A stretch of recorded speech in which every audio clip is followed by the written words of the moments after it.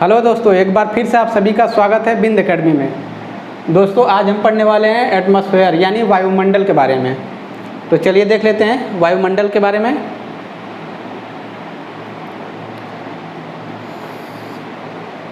The envelope air that completely surrounds the earth is known as atmosphere, यानी पृथ्वी के चारों ओर से घिरे हुए वायु के विस्तृत फैलाव को वायुमंडल कहते हैं। ठीक है, जैसा कि हम जानते हैं हमारे चारों ओर आसपास वायु है यानी हवा है। ठीक, तो उसको क्या कहते हैं हम लोग? वायुमंडल। हमारे आसपास चारों तरफ हवा बनी हुई है। ठीक है, तो हमने देख लिया वायुमंडल किसको कहते हैं। पृथ्वी के चारों ओर, ठीक है, पृथ्वी के चारों ओर से घिरे हुए वायु के विस्तृत फैलाव, चारों तरफ हवा फैली हुई है, उसके फैलाव को जो है वायुमंडल कहते हैं। ठीक है, तो अब देख लेते हैं types of layers of atmosphere, यानी कितने तरह की एटमॉस्फेयर यानी वायुमंडल कितने तरह की पाई जाती है। ठीक, तो देख लेते हैं। सबसे पहले है ट्रोपोस्फेयर यानी क्षोभ मंडल। ठीक, तो इसमें देखते हैं this is the first layer of the atmosphere, यानी कि जो ट्रोपोस्फेयर क्षोभ मंडल जो है वो हमारे एटमॉस्फेयर की पहली लेयर है। ठीक है, वायुमंडल की जो है यह पहली परत है। आगे देखते हैं, it extend to a height of 18 kilometre at the equator and 8 kilometre to the poles. ठीक, यानी ये 18 किलोमीटर तक इक्वेटर में फैली हुई है और 8 किलोमीटर जो है पोल्स, ठीक है, पोल्स में फैली हुई है। आगे देखते हैं, इन दिस लेयर, इस लेयर में अब देखते हैं, इन this layer temperature decreases with height, यानी कि जो क्षोभ मंडल में है हमारा जो तापमान होता है, टेम्परेचर, वो डिक्रीज होता है यानी कम होता है विथ हाइट। जैसे जैसे हम हाइट पे बढ़ते जाएंगे क्षोभ मंडल के, वैसे वैसे हमारा टेम्परेचर क्या है, कम होता रहेगा।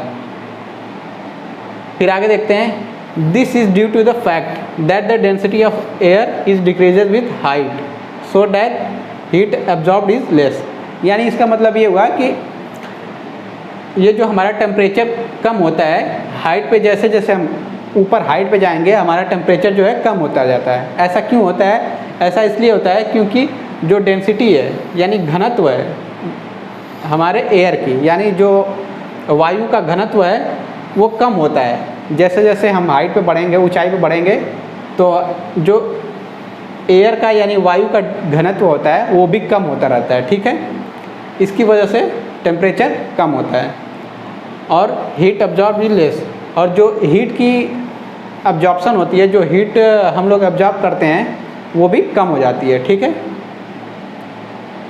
फिर अगला पॉइंट देख लेते हैं,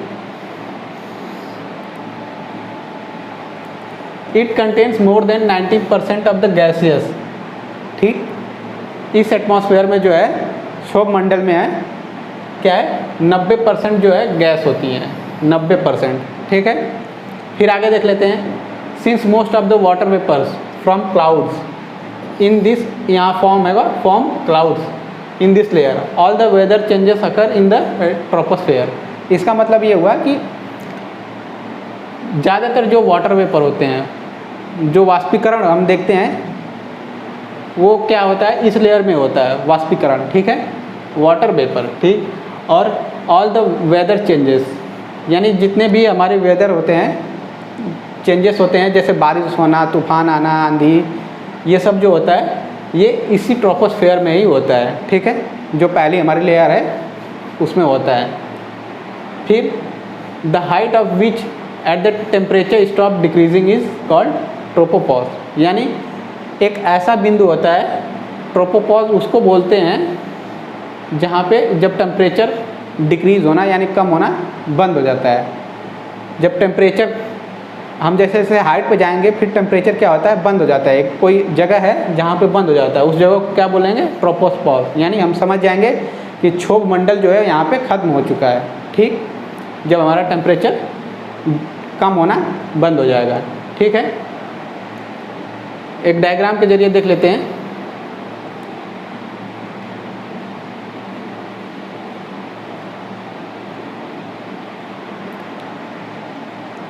ये देखिए,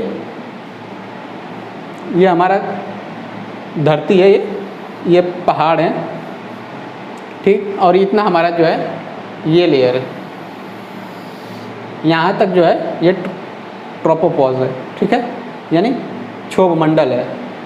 ये जो है इतना एरिया, ठीक है, ये क्षोभ मंडल है। इसमें क्या होता है, जितने भी हमारा वेदर चेंजेस होते हैं, वेदर एक्टिविटी जैसे बारिश होना, धूप आना या फिर आंधी तूफान आना, ये कहाँ पे होता है, ट्रोपोपॉज यानी क्षोभ मंडल में होता है। और ये देखिए 18 किलोमीटर तक होता है, ठीक है, 18 किलोमीटर तक इसकी वो है ऊंचाई है, ठीक है। फिर अगला देख लेते हैं, हमारा जो आता है कौन सा मंडल है, स्ट्रेटोस्फेयर यानी समताप मंडल, ठीक। तो इसमें देख लेते हैं समताप मंडल में this is the second layer of the atmosphere, यानी ये जो है दूसरी परत है, वायुमंडल की जो है ये दूसरी परत है। फिर it extend from the tropopause to about 50 kilometre, मतलब ट्रोपोपॉज जो हमारा क्षोभ मंडल था वहाँ से लेके ये और ऊपर जाएंगे, जैसे हमारा ये समझ लीजिए, ये हमारा क्षोभ मंडल था, ट्रोपोपॉज था, फिर इसके ऊपर से जाएंगे तो करीब ये 50 किलोमीटर तक की ऊंचाई तक, ठीक। ये जो है 50 किलोमीटर और ऊंचा जाएंगे तब जाके हमारा स्ट्रेटोस्फेयर है, ठीक है। और इसमें क्या है, टेम्परेचर इंक्रीजेज, इसमें जो है टेम्परेचर फिर बढ़ना शुरू हो जाता है। हमारा क्षोभ मंडल में क्या था, टेम्परेचर कम हो रहा था, फिर अभी समताप मंडल में जाने के बाद टेम्परेचर हमारा फिर से बढ़ना शुरू हो जाता है, इंक्रीज, ठीक है। और ये क्यों होता है, due to the absorption of the ultraviolet radiation by the sun. ये ऐसा इसलिए होता है क्योंकि जो हमारा अल्ट्रावायलेट रेडिएशन होती है वो जो है सूरज के द्वारा सोख लिया जाता है, ठीक है, by the ozone present in this layer. इसमें जो ओजोन पाई जाती है वो उस लेयर के द्वारा, ठीक है। फिर अगला पॉइंट आता है, the temperature slowly increases to 4 degree centigrade, यानी इसमें जो है टेम्परेचर जो हमारा तापमान होता है धीरे धीरे इंक्रीज होता है 4 डिग्री तक, ठीक है।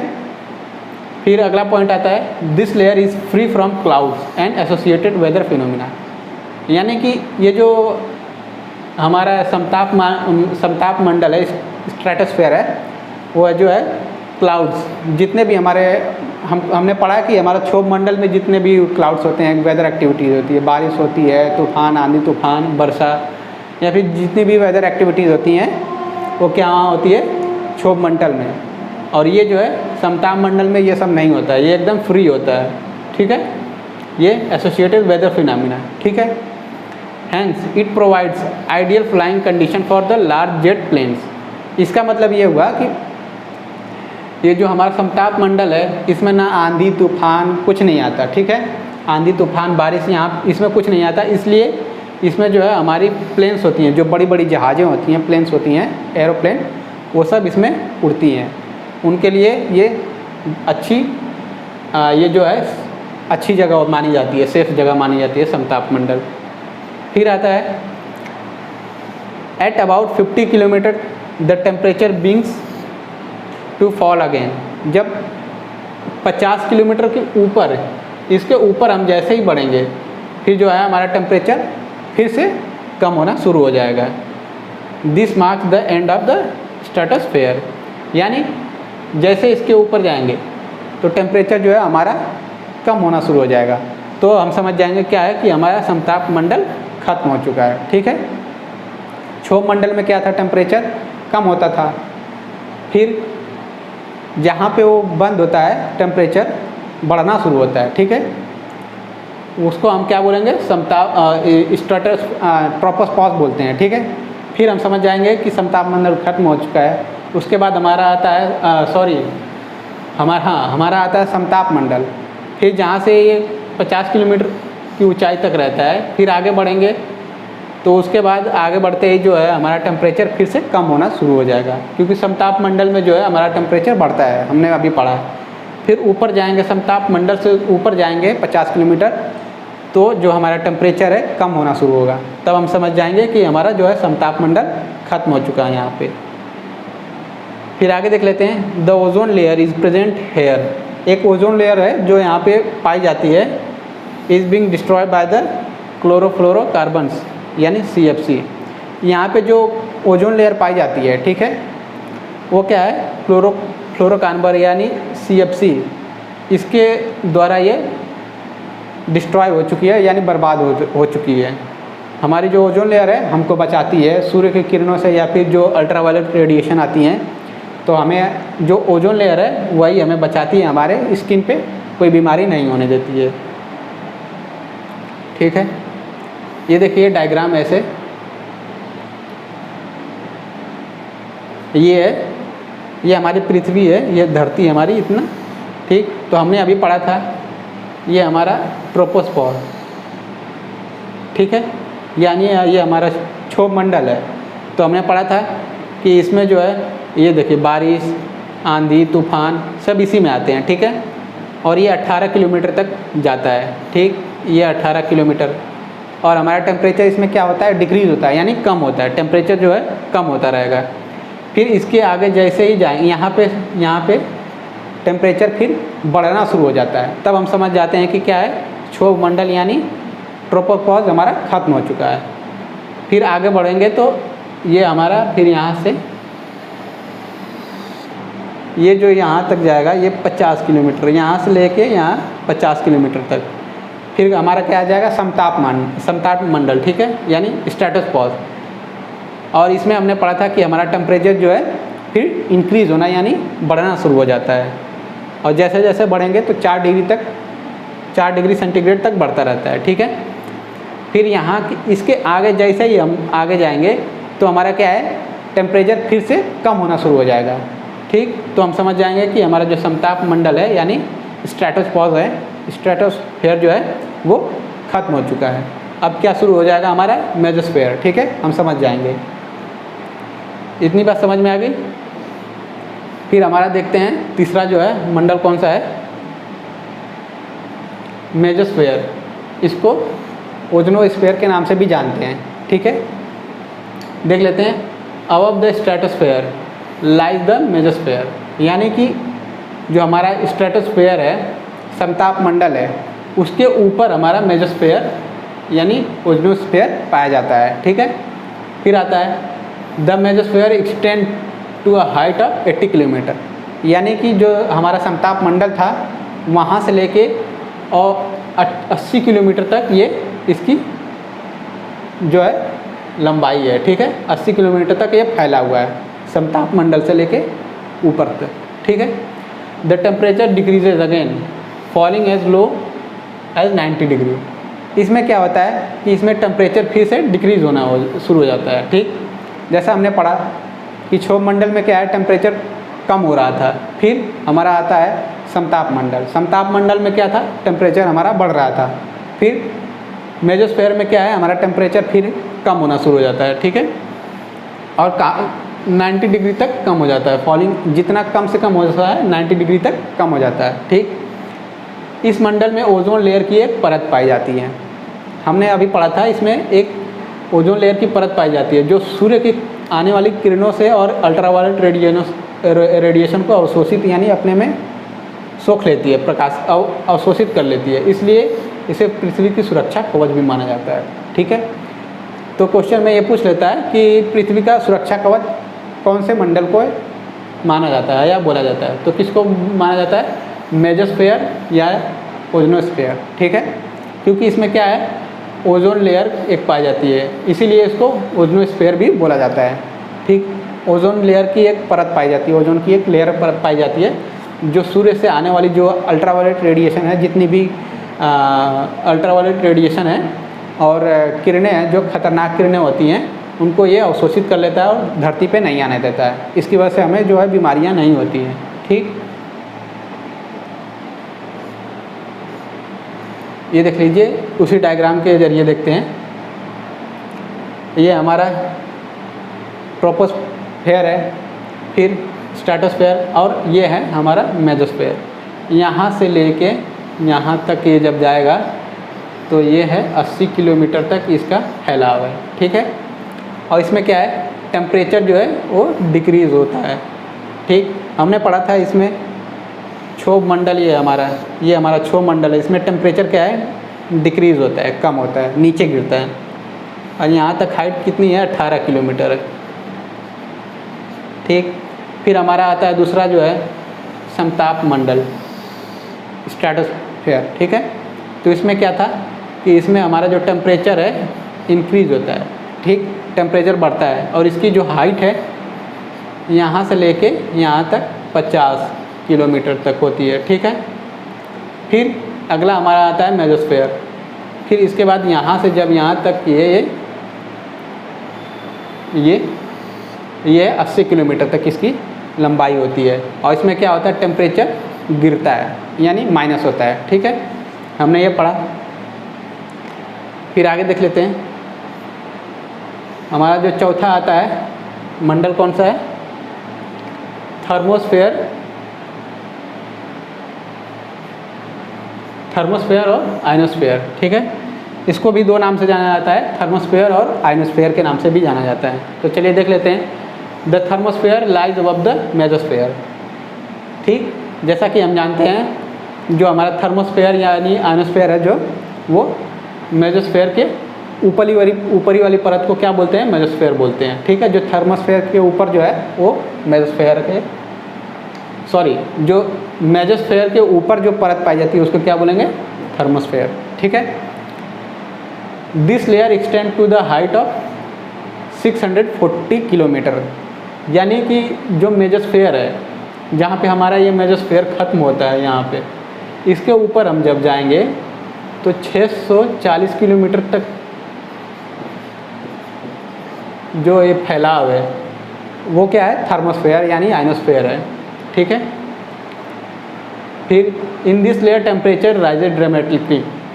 इसमें क्या होता है, फिर टेम्परेचर इसमें भी जो है टेम्परेचर बहुत तेज़ी से बढ़ता है। ठीक, मेसोस्फीयर में क्या होता है, कम होता है, हमने अभी पढ़ा। और थर्मोस्फीयर और आयनोस्फीयर में क्या है, टेम्परेचर फिर से तेज़ी से बढ़ना शुरू हो जाता है। फिर अगला पॉइंट आता है, this increases in the temperature. ये टेम्परेचर क्यों इंक्रीज होता है, this increases the temperature is due to the fact that the gas molecule in this layer absorb by the X ray rays and ultraviolet radiation of the sun. ऐसा इसलिए होता है, temperature इसमें अचानक से क्यों बढ़ने लगता है, क्योंकि जो इसमें गैस मॉलिक्यूल्स होते हैं, गैस के जो पार्टिकल्स होते हैं, ठीक है, वो क्या होते हैं, जो एक्सरे है और अल्ट्रावायलेट रेडिएशन है वो सन के द्वारा जो है सोख लिया जाता है या यानी अब्जॉर्ब कर लेता है। ठीक है, फिर अगला पॉइंट आता है, this result in the breakup the gas molecules. इससे क्या होता है कि गैस मॉलिक्यूल्स जो होते हैं, जो गैस के जो छोटे छोटे कण होते हैं, उनमें जो है अलग अलग हिस्सों में बढ़ जाता है, टूट जाता है। गैस मॉलिक्यूल्स जो होता है वो टूट जाता है। ठीक है, into positively and negatively charge particles. इसमें क्या होता है, पॉजिटिव और नेगेटिव चार्ज हो जाते हैं। जैसे इसमें कुछ करंट टाइप यानी शक्तियाँ टाइप आती हैं। ठीक है, और this layer is known as ionosphere. इसीलिए इसको आयनोस्फीयर यानी इसमें एनर्जी आ जाती है, इसलिए इसको आयनोस्फीयर के नाम से जाना जाता है। जब ये सूरज के द्वारा एक्सरे और अल्ट्रावायलेट रेडिएशन सोख ली जाती है तब टेम्परेचर जो है इंक्रीज़ हो जाता है। और ऐसा इसलिए होता है क्योंकि जब गैस मॉलिक्यूल्स होता है वो पॉजिटिवली उसमें जो है इलेक्ट्रिक चार्ज हो जाती हैं। ठीक है, ये अलग अलग टूट जाती हैं तो उसमें इलेक्ट्रिकली चार्ज आ जाता है। ठीक, तो उसको क्या बोलते हैं, आयनोस्फीयर बोलते हैं। फिर आगे देखते हैं, the electrically charge gas molecules of the atmosphere thermosphere reflect radio waves from the earth back to the space.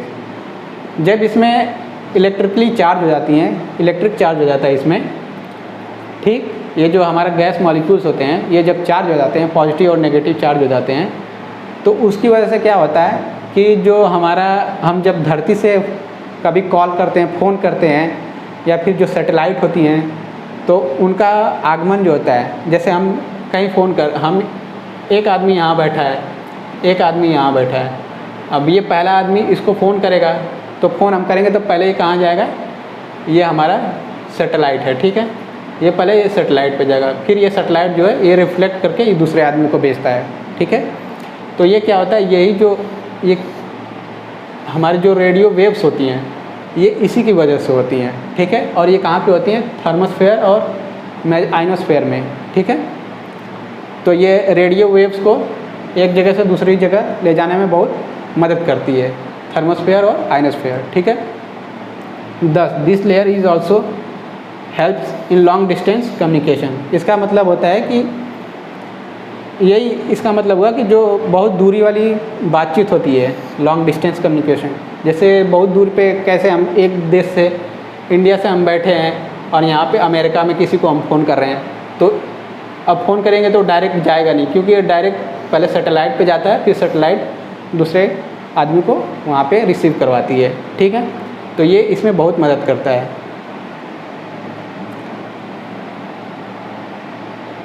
फिर आगे देख लेते हैं, ये देख लेते हैं डायग्राम के जरिए।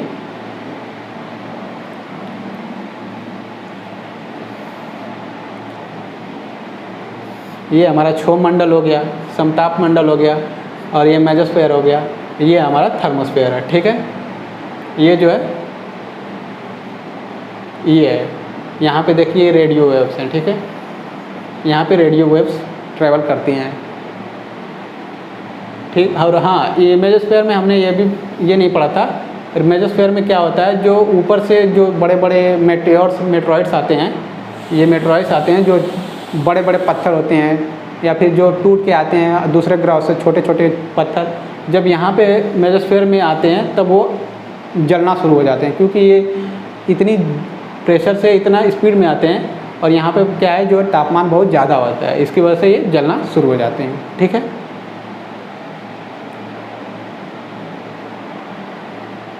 हाँ, ये देख लीजिए, इसमें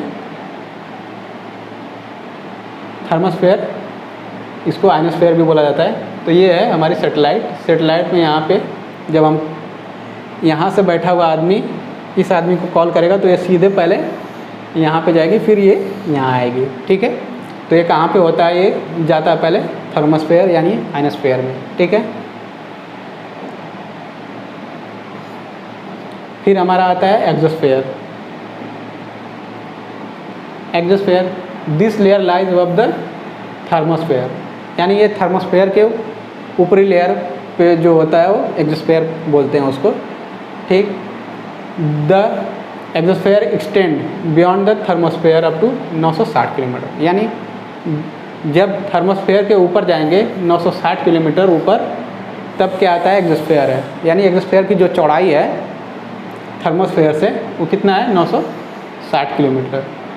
it gradually merge with inter planetary space, यानी जो हम जो स्पेस क्राफ्ट भेजते हैं, जो सैटेलाइट भेजते हैं हम ऊपर, वो उनके लिए बेहतर जगह होती है, हम यहीं पे भेजते हैं, ठीक है, एक्सोस्फेयर में। The temperature in this layer range from about 300 degree centigrade to 1605 degree centigrade. यानी जब एक्सोस्फेयर में हम जाएंगे तो वहाँ पे हमारा जो टेम्परेचर हम देखेंगे 300 से 1650 यानी 1650 डिग्री सेंटीग्रेड रहता है, ठीक है। This layer contains only traces of gases like oxygen, nitrogen, argon and helium. जो एक्सोस्फेयर में ज़्यादातर नहीं, लगभग समझ लीजिए लगभग ऑक्सीजन, नाइट्रोजन, ऑर्गन और हीलियम गैसेस पाई जाती हैं। ऐसा इसलिए because the lack of gravity also the gas molecules to the escape easily into the space। ऐसा इसलिए क्योंकि वहाँ पे जो ग्रेविटी होती है बहुत कम होती है, ठीक है। जो ग्रेविटी होती है वो उसके कम होने की वजह से जो है वहाँ पे नाइट्रोजन, ऑक्सीजन, हीलियम जो है वो जल्दी प्रवेश कर जाती हैं, वहाँ पे पहुँच जाती हैं, ठीक है। तो ये देख लीजिए,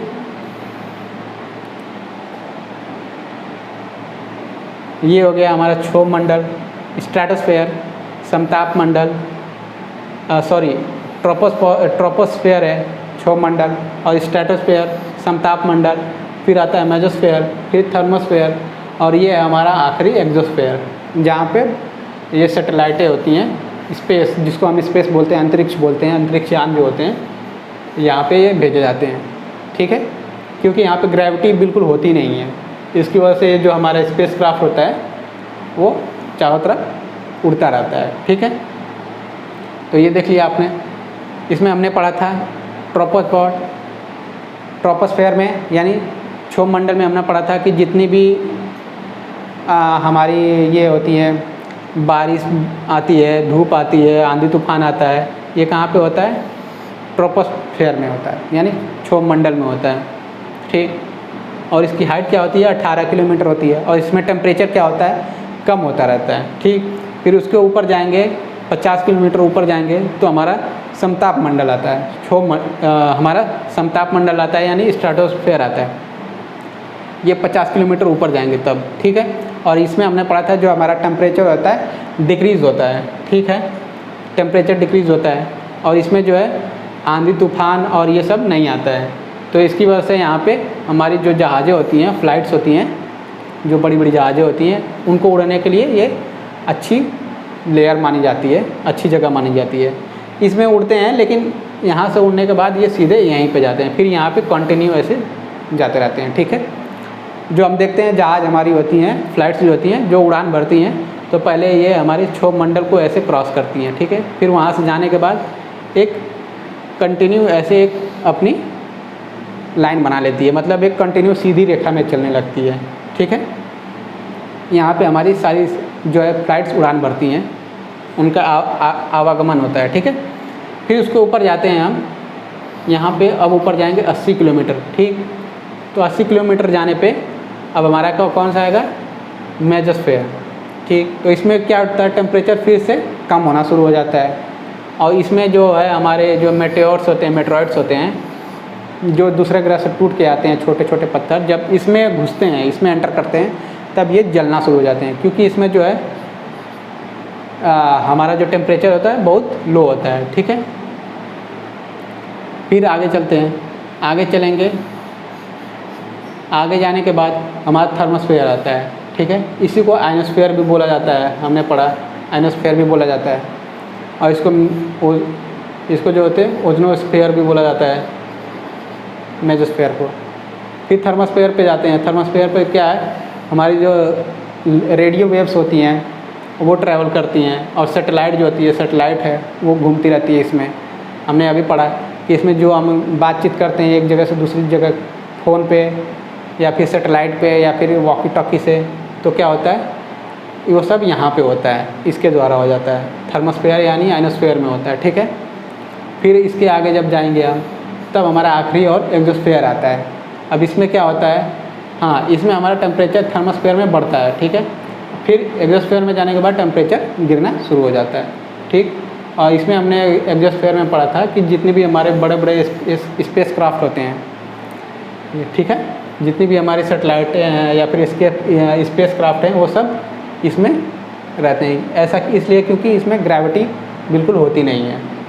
ठीक, तो उम्मीद करता हूँ दोस्तों आज की क्लास आपको पसंद आई होगी और वायुमंडल के बारे में आपको अधिक जानकारी मिली होगी। तो दोस्तों अगर आप हमारे चैनल पर नए हैं तो बिंद एकेडमी को अभी सब्सक्राइब करिए और हमसे जुड़ जाइए, और ये वीडियो को जितना से जितना हो सके लाइक करिए और शेयर करिए और कमेंट करिए, और कुछ ना समझ में आया हो तो हमसे क्वेश्चन करके पूछिए, क्योंकि हम उसका जवाब देने का पूरा कोशिश करेंगे।